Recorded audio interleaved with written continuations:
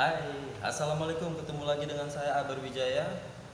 Kali ini saya akan bercerita tentang kronologis bagaimana awalnya saya mendapatkan surat keberatan dari Eiger hingga akhirnya pihak Eiger langsung meminta maaf juga terhadap kepada saya melalui emailnya Pak Roni Lukito. Saya mendapatkan surat keberatan dari Eiger itu pada tanggal 23 Desember 2020. Karena saya orangnya suka ngecek-ngecek email, jadi saya langsung dapat kabar itu di tanggal yang serupa. Nah, respon saya pertama kali mendapatkan ataupun membaca surat itu sudah pastinya sudah tentu saya kaget. Saya kaget kenapa pihak legal manager Eiger tega mengirimkan sebuah surat keberatan tentang apa yang telah saya perbuat gitu. Karena kan logika berpikirnya kan gini, saya beli jam tangan itu pakai budget pribadi, merekam dengan sesuka hati dengan dana pribadi juga dengan device gear yang saya punya, ya tentunya mungkin nggak kurang bisa dinikmati sih sebenarnya sama teman-teman juga. Pasti banyak kekurangannya gitu, karena secara saya tidak menggunakan gear yang profesional. Sekitar 3-4 hari setelah saya menerima surat itu, saya ada ketemu sama beberapa teman. Saya menyampaikan tentang apa yang saya dapati mengenai surat keberatan itu, maksudnya bersama teman-teman, dan teman-teman beranggapan wah gila kan gitu kan, masa iya sih kalau Eiger sampai segitunya ngirimkan surat keberatan terhadap fansnya gitu loh.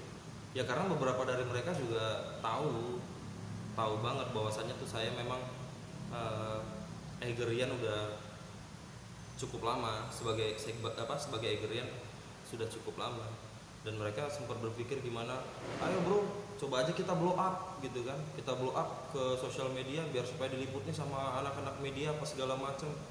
Terus saya berpikir gini,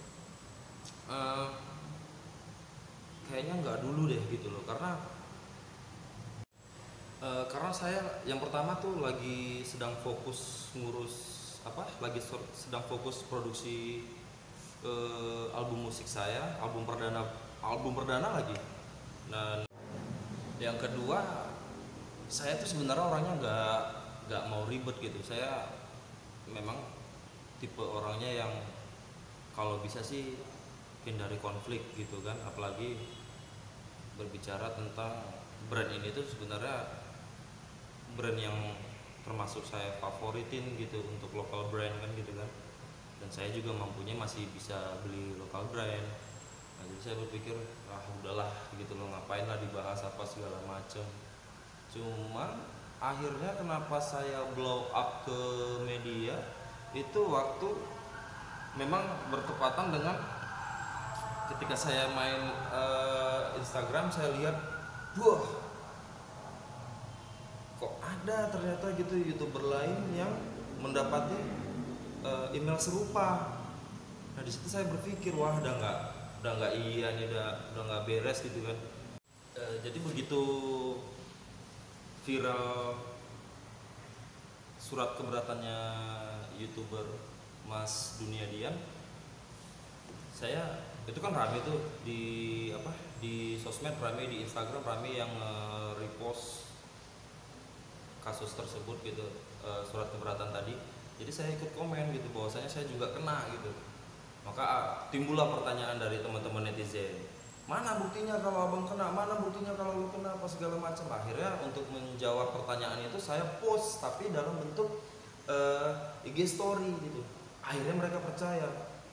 Nah dari tadi follower saya kan masih sedikit di Instagram tuh, masih 1000-an gitu kan. Kok tiba-tiba saya lihat di di IG story gitu melonjak signifikan. Yang lihat story saya itu mencapai angka 500 sampai 1000-an gitu loh kan. Masuklah DM Instagram bilang, "Bang, jangan di IG story," gitu deh. "Upload juga di feednya," gitu. Ya saya pikir dulu sebentar gitu. Iya di post nggak ya, di post nggak ya.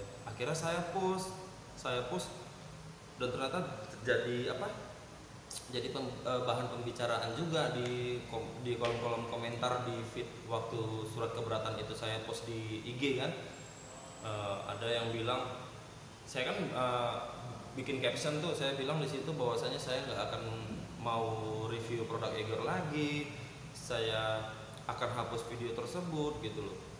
Muncullah komentar gitu dari teman-teman bilang, jangan dihapus Wak videonya, Bang jangan dihapus, sayang apa segala macam gitu loh. Akhirnya saya berpikir, oke, coba saya turutin gitu loh, nggak buru-buru menghapus videonya gitu. Nah selang dari waktu itu besoknya langsung tuh ada DM Instagram minta nomor HP untuk dari teman-teman media untuk wawancara tanggapan saya mengenai surat keberatan tersebut. Akhirnya di blow up lah sama media-media untuk di Medan gitu, dan ada juga sih satu yang nasional gitu kan. Nah saya bercerita sama mereka tentang itu, mereka pun namanya haknya para jurnalis ya untuk liputan. Saya nggak berhak untuk menghalang-halangi gitu, sebab saya sudah mempublish surat keberatan tersebut kan. Jadi bermacam-macam isi komentar yang ada di feed Instagram saya gitu. Sampai akhirnya ada beberapa yang meminta pihak Eiger juga mengirimkan permintaan maaf seperti Eiger meminta maaf sama Mas Dunia Dian gitu. Dan media juga memberitakannya juga kayak gitu. Memang sih harapan saya juga kayak gitu. Saya berharap kemarin itu Eiger maunya jangan minta maafnya sama Dunia Dian doang gitu, tapi juga sama teman-teman YouTubers lain yang disurati surat yang serupa, termasuk saya juga gitu. Saya di sini nggak mau egois. Saya juga berharapnya Eiger juga mengirimkan surat-surat permintaan maaf kepada teman-teman YouTubers yang disuratin kan gitu. Nah alhasil sekitar seminggu yang lalu saya terkejut di mana seorang CEO Pak Roni Lukito itu mengirimkan email kepada saya bentuk permintaan maaf atas kejadian yang telah terjadi. Wah, dalam hati saya sempat speechless. Seorang CEO langsung meminta maaf gitu kepada, saya nggak mengklaim sih diri saya YouTubers gitu, karena saya buat channel itu juga sekedar untuk ini awalnya sekedar untuk hobi-hobian aja.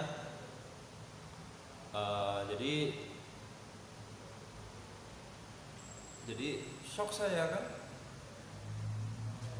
disusul lagi dengan klarifikasi Pak Roni Lukito dalam bentuk video yang sudah di-upload di YouTube-nya Eiger Adventure, sebuah permintaan maaf tersebut. Jadi saya berpikir it's okay gitu loh, Eiger ada kesalahan gitu. Eiger memang sebuah perusahaan tapi dihuni oleh para manusia, di mana manusia itu notabene tak pernah luput dari sebuah kesalahan. Maka dengan berbesar hati ya udah saya close untuk ya udahlah, it's over gitu kan. Ini benar-benar udah berakhir, dan saya mencoba untuk membuka hati lagi, membuka diri lagi untuk biar supaya biar supaya Eiger itu tetap kokoh gitu, sebagai lokal brand dalam dalam berkarya gitu. Secara saya juga orang kreator kan. Dalam hal ini mungkin saya lebih banyak produksinya di musik. Nah jadi sekitar 4 hari yang lalu juga, sekitar di tanggal 6 Februari itu akhirnya PR manajernya Eiger langsung juga mengirimkan email terhadap saya dalam email tersebut beliau menginginkan untuk bisa berkomunikasi dengan saya secara langsung. Akhirnya saya turuti, saya berikan nomor telepon saya di situ, nomor WhatsApp. Akhirnya kita WhatsAppan, teleponan. Di situ saya makin terbuka hatinya bahwasanya iya, Eger mempunyai ketulusan hati, ketulusan untuk meminta maaf terhadap kesalahan yang pernah diperbuat. Ya udah, dalam hati saya, bukan dalam hati, saya ngucapin juga sama PR-nya, ya udah Mbak, saya terima permintaan maafnya, ya semoga kejadian ini tidak terulang lagi kan gitu kan.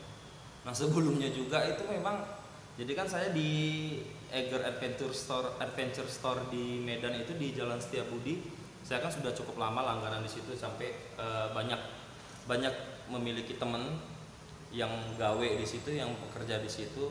Salah satunya namanya Bro Aldi.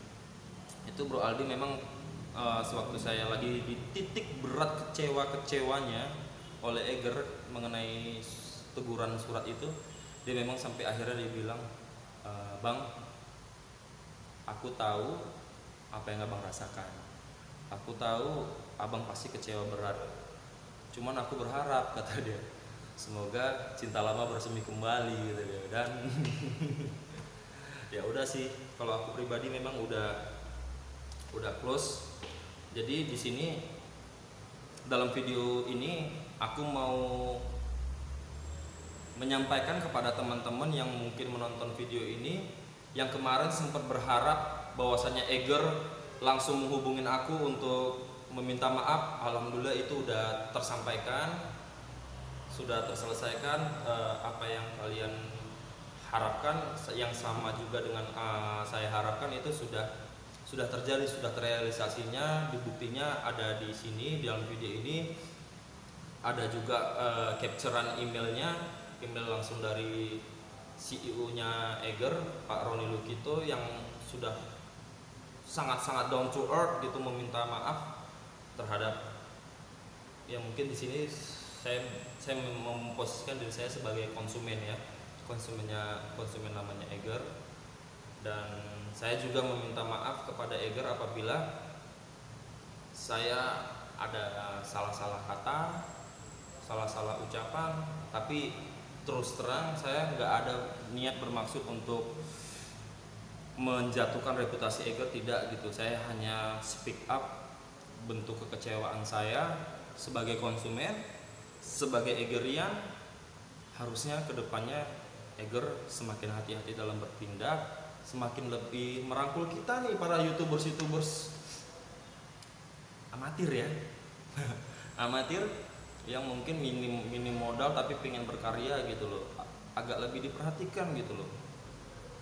Nggak bisa support dengan material, ya minimal jangan lagi diberatin gitu loh karya-karya kita. Karena hal yang paling sensitif daripada seniman itu kalau menurut saya adalah ketika karyanya itu dibatas-batasi, bukan dikritisi.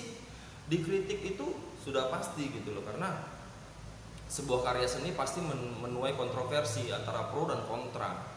Namun ya tapi jangan diberatin gitu loh. Itu kan haknya si kreator ya, ataupun si seniman gitu, dia mau membuat karya apa gitu loh, nggak usah diberatin gitu. Kalau memang nggak suka ya udah biarin aja, kalau suka ya silahkan diapresiasi gitu loh. Jadi untuk sekali lagi saya ucapkan kepada seluruh teman-teman yang menyaksikan video ini bahwasanya benar adanya klarifikasi dari big bossnya Eger, dan saya pribadi juga sudah close down masalah ini. Saya akhirnya sudah membuka pintu hati saya untuk menerima permintaan maaf Eger, karena ya harapan saya itu kita semua tuh ya baik-baik aja gitu loh. Eger tetap berkarya, youtubers amatiran kayak saya dan teman-teman yang lain juga banyak di luar sana juga tetap berkarya gitu, tidak down, tidak ngedown lagi gitu. Eger juga sudah menyampaikan kepada halayak bahwasanya siapapun youtubersnya yang mau review silahkan, udah mau pakai kamera apa silahkan, mau pakai hasilnya gimana, audionya gimana juga silahkan gitu, itu haknya konsumen. Eger sudah menjelaskan hal itu. Jadi akhir kata saya ucapkan bagi teman-teman yang sudah menyaksikan video ini, saya ucapkan terima kasih banyak atas perhatiannya. Assalamualaikum.